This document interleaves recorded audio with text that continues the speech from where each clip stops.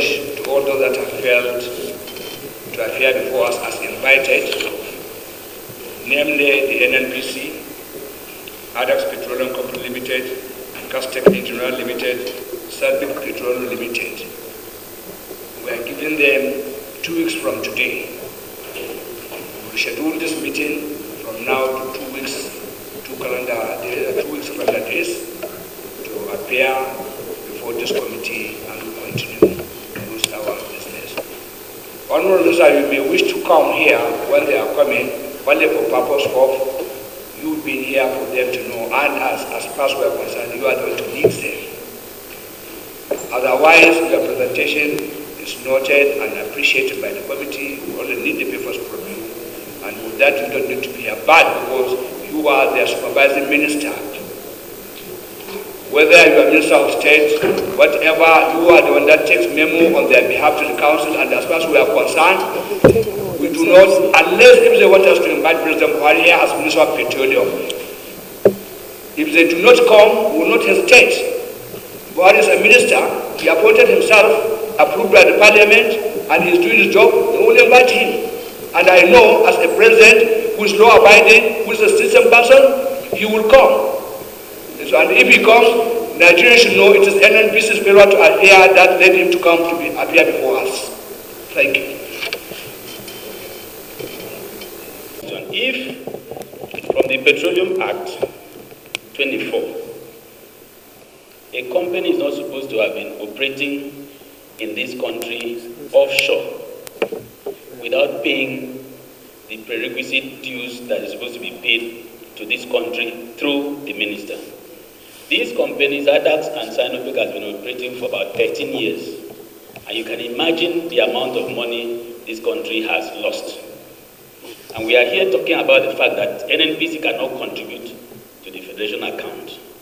Now, it begs the question. We also heard that they wrote a letter wanting to negotiate the exit of Addax. How can you negotiate the exit of Addax when they are owing us so much? When the license is supposed to be revoked and you're writing a letter for negotiation, that means that somebody somewhere is hiding something. And I think we need to get to the root of this matter. Now that Nigerians know, I'm happy the chairman has outrightly spoken that Nigerians should know that NNPC is the root cause of the problems in this country. We've never had any invitation to NNPC and they come. And we've never had NNPC's budget scrutinized. So there must be something that is happening inside NNPC that the whole nation should know. And Mr. President should know. They can't be frustrating the minister, frustrating Mr. President, and frustrating the National Assembly. We must find out, we must get to the root of this matter. Why NNPC should be spending billions of dollars and not generating anything. There's so many leakages that this country, we must plug, and this country must rise up. According to the laws of our land, and the law is in black and white. I'm sure you all have copies. I will stop here because I don't want to say too much today. I wish that we were in private, we'll be able to discuss and go more into detail. But this is the matter as I know it, the Addax matter. And as far as I'm concerned, the action was fully within the ambit of the law.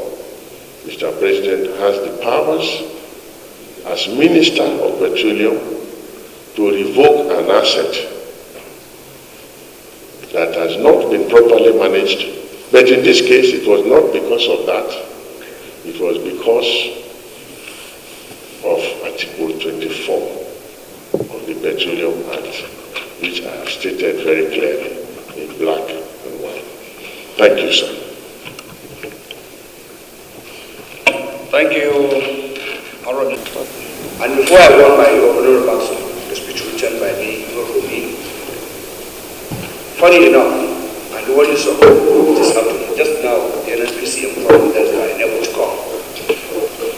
And to my understanding, they are in the center of this. Because the the lead information we have that prompted this investigation came from NNPC. Of course, we have seen a letter of communication between them and Addax. And we are privy to what they have informed Mr. President, which led to his rescinding of the earlier position. He gave to approval of the licenses for OBM 123, 124, 126, and 127. Subsequently, within 48 hours again, he passed himself, courtesy of the information he got from NNPC. It is really unfortunate, and we are not happy with that. However, since the minister is here, the minister represents not only himself, you represent the NNPC. NNPC is a process under you. No matter how they feel, as far as the community is concerned, in matters like this, we should even be uncovering. But being that it is a product of the program, it is not out of order if you feel anybody within the process under you should come and give further insights of an information that we may require from you. But let me use this opportunity to appeal to you to rise up to help this community discharge its duties. The NNPC does not respond to communications. Committee bears witness here. We have requested for several information from them in the past, not investigative, normal information. And when we went to oversight, we requested for documents. It was not given to us. The oversight couldn't take place. It was converted to a familiarization visit. Until today, there was no oversight on any of the process under NNPC. For whatever reason, we are not here by ourselves. We are here by the law, the same law that gives you the powers to manage the resources on behalf of Nigeria. Nobody should feel above board, and nobody should feel his work is more important than anybody's work. Whatever excuse they are taking, those excuses are not as void because they are not operating within the laws. The powers we have are constitutional, and it's the same power that we use to create establishments such as NNPC. It is an act of parliament. So if you are an act of a particular organization and you don't respect it, then what are you? And what do you intend to pretend? If tomorrow they write any communication to any of their joint ventures and refuse to honor, how would they feel? As we are talking to today, we don't know how many wells Nigeria have. As chairman of the Committee of Petroleum Upstream, we don't know the assets of Nigeria under the NNPC. We are requested to know. We are requested to know, and we are entitled to know what are the assets of Nigeria through the NNPC and what is their liability. Just recently, they gave an hour that they could not remit everything for the months of April, May, and June. We should know what happened and why. I want to use this opportunity to talk to you. Please tell them to comply with the provisions of law. Their attitude negates the Constitution of Nigeria. It also negates the parliamentary acts that establishes them. It also negates what the GM code can. Transparency, accountability, what, and what. It negates it. That slogan, you should change it.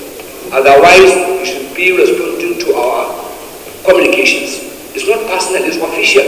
Whatever it is. Even if they do not wish to give, let them tell us, we don't have this information. And I'm surprised the NNPC being one of the most privileged organizations in Nigeria will not keep records. Because as far as I'm concerned, they don't keep records. If they have records, why is it difficult for them to give us? Clark, give me the letters that we have written. We have written 3 letters to them at intervals of 3 months each, requesting for their budget performance, list of all those that list of all assets they are holding and managing on behalf of Nigeria, list of their liabilities, what are the contracts they are executing, who are the contractors, who are the companies, what is the duration of the contract, what's the progress made, how much do they generate from the sales of crude oil that they produce, how much do they manage of not only through other joint ventures? Until today, there's no response from that. Time has come that we must speak. This country belongs to all of us. We are here as patriotic Nigerians. We leave our other jobs and join politics. I resigned my appointment from National Port Authority. I was very happy and comfortable there. But because I'm interested in putting and to serve in that way, I resigned. Equally you. So nobody should come and feel because he's holding an office, he feels above board. We are not the kind of parliament that this should happen under our watch. I'm here for 13 years. I'm a very senior ranking member, and I'm very responsible that, and all my friends here, even those that have come for the first time, they are very responsible. We're all adults, recognized by the Constitution and by our people. We should be treated as such. It's really worrisome that our communication is ignored. Just an hour ago, they called me that they could not come because they don't want to prejudice the investigation. Why? Because the matter is in the Supreme Court. I wonder how the matter that happened last week will be in the Supreme Court. Unless if this thing has happened a year ago, all of you covered up. It went to the higher court, from there it will go to the appeal court and now to the Supreme Court. I'm not your lawyer, but I know no case started from the Supreme Court. Every case started from the federal higher court. I stand to be corrected. My colleagues, who is the lawyer here? Honorable Minister, you are very much welcome. I think with this, I don't need to read any address. And this has opened my remarks. And you should go ahead. I got the message that you sought to pass through me to the NNPC. And I will say that I've taken the message and I will deliver it as you have presented it. But of course, as you know, the issue before you is a situation where I wrote a memo to Mr. President and it was approved, and the NNPC also wrote another memo supposedly against my memo. So if you have that kind of situation, then you wonder if I can actually, I'm in a position to enforce the message that you have presented through me to the NNPC. Having said that, on the issue at hand, I would like to be very quick, but I just want to state that no law was breached at all as far as the Addax affair is concerned.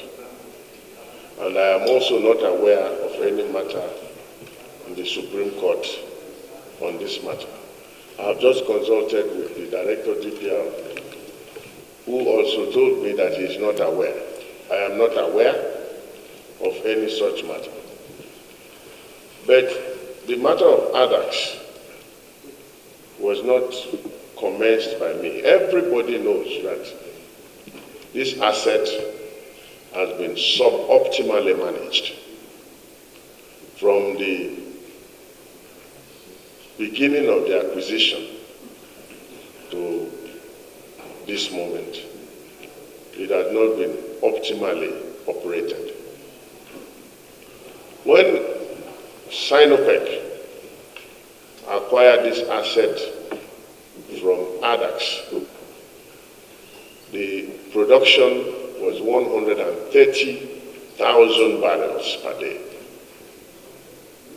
As at today, we struggle to produce 25,000 barrels per day from this asset because there are no new investments and the asset has progressively declined. We believe that if there were the requisite investment in the asset, we would have probably taken the asset even beyond 130,000 barrels per day instead of declining to 25,000 barrels. So there was an issue of mismanagement of the the asset. Now, in the wisdom of the Attorney General of the Federation, he wrote to Mr. President, and I have the letter here which I can show you, a copy. He wrote to Mr. President to say, look, these assets have not been properly managed according to the petroleum laws of this country. And that letter was forwarded to me by Mr. President for me to review and then get back with my own considered opinion. That letter from Mr. President to me is also here with me, which I will let you see.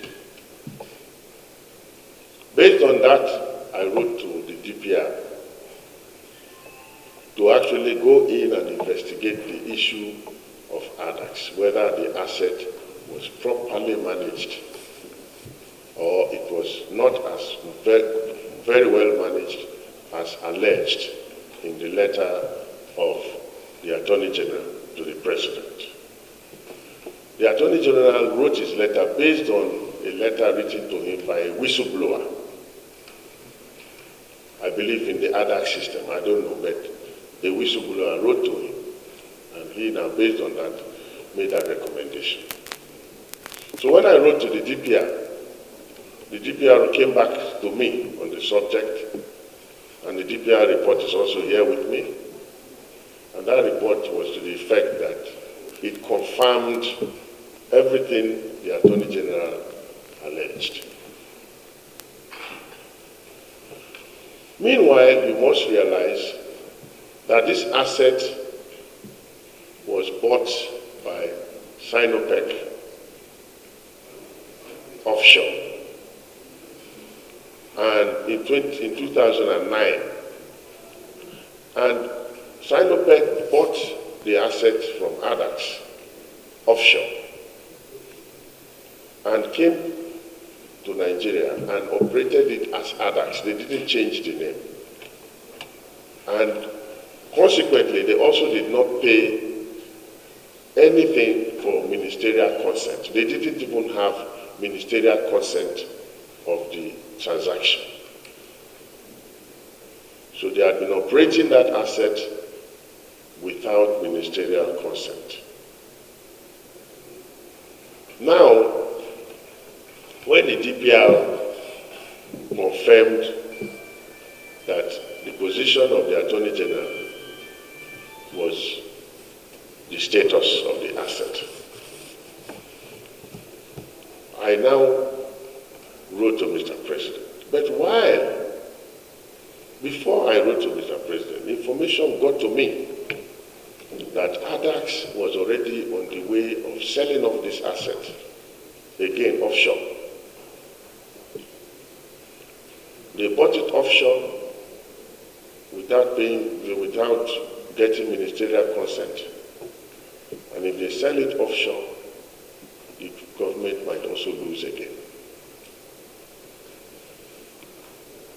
Because the ministerial consent comes with a fee, as you know. So they didn't pay it in 2009, and they are now in the process of selling in 2021. So to forestall that sale, we decided to quickly write to Mr. President, since we have satisfied ourselves that the asset was not managed properly. We decided quickly to write to Mr. President. And the details of the sale, everything is available. So now,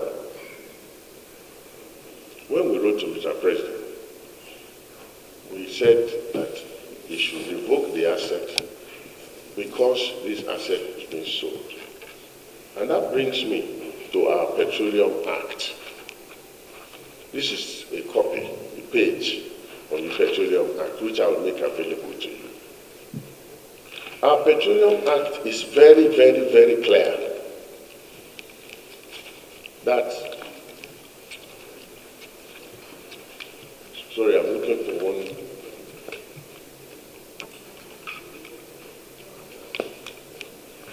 Our Petroleum Act is very, very clear Article 24 of the Petroleum Act. The Article 24 of the Petroleum Act says that the minister may revoke any oil prospecting license, like OPL, or oil mining lease, OML, if the licensee or the lessee becomes controlled directly or indirectly by a citizen of, or subject of, or a company incorporated in any country which is a country other than the licensee's or lessee's country of origin. As you all know, Addax is a Swiss company, and Sinopec, as you know, is not Swiss, it is Chinese.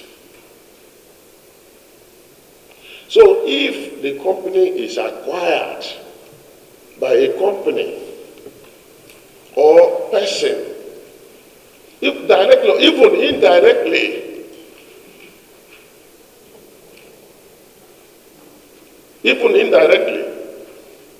by anyone that is not from the country of origin of the original company, that the minister can revoke it. That is the law.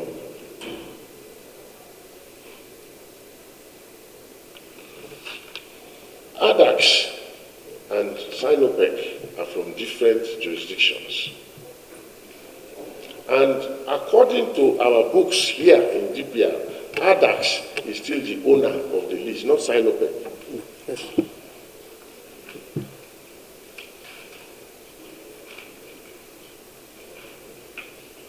So it is totally within the ambit of the law for the president to revoke this lease. And for the benefit of doubt, we actually believe that the president has not even withdrawn the revocation. Because NNPC is not in a position to ask for a withdrawal of a revocation granted duly. And then secondly, what was NNPC writing about? You yourself said it was an NNPC letter. NNPC also said in their prayer C. What is the NNPC prayer C? I'm sure you have a copy. They said NNPC to negotiate the exit of Addax and replacement with an appropriate PSC partner. So NNPC too is asking for the same revocation, but in other words, they themselves are saying NNPC to negotiate exit of Addax. So where is the about on? Mr. President took the right action on the matter, according to the laws of our land. And the law is in black and white. I'm sure you all have copies. I will stop here because I don't want to say too much today. I wish that we were in private, we'll be able to discuss and go more into detail. But this is the matter as I know it, the Addax matter. And as far as I'm concerned, the action was fully within the ambit of the law. Mr. President has the powers as Minister of Petroleum to revoke an asset that has not been properly managed. But in this case, it was not because of that. It was because of Article 24 of the Petroleum Act. which I have stated very clearly in black and white. Thank you, sir. Thank you.